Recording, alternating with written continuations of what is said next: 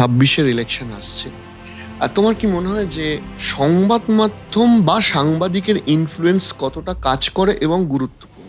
আমি বিশ্বাস করি ভারতের যারা ভোটার্স তারা অত্যন্ত সচেতন এবং তারা তাদের ভোটের গুরুত্বটা বোঝেন। এটা ইন্দিরা গান্ধীকেও তারা বুঝিয়েছেন, এটা বাজপেয়ী সরকারকেও তারা বুঝিয়েছেন, এটা মমতা ব্যানার্জিকেও তারা বুঝিয়েছেন, এটা নরেন্দ্র মোদীকেও তারা বুঝিয়েছেন।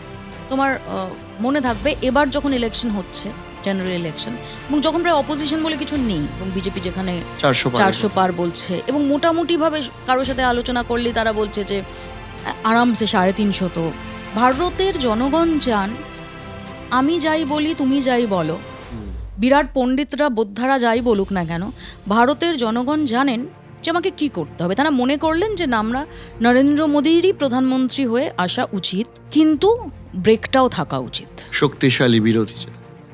শুধু তাই নয় যে আমাকে এখন একটা বিল পাশ করাতে গেলে আমাকে এনডিএর মতামত নিতে হবে, শুধু বিজেপি দিয়ে আমি সেটা পারবো না। এক্স্যাক্টলি। তো এই যে চেকস অ্যান্ড ব্যালেন্স, ভারতীয় গণতন্ত্রে একটা চেকস অ্যান্ড ব্যালেন্স রয়েছে, যে কারণে আমাদের ডেমোক্রেসি এত স্ট্রং।